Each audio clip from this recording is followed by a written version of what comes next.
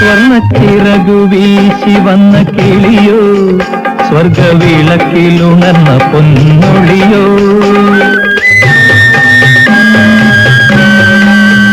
സ്വർണ്ണച്ചിറകു വീശി വന്ന കിളിയോ, സ്വർഗവിളക്കിലുണർന്ന പൊന്നൊളിയോ. അന്നപ്പിടയാണോ വർണ്ണക്കൊടിയാണോ, മണിമാരൻ തൊടുക്കുന്ന ശരമാണോ, പറയൂ അഴകേ രോഷിനി.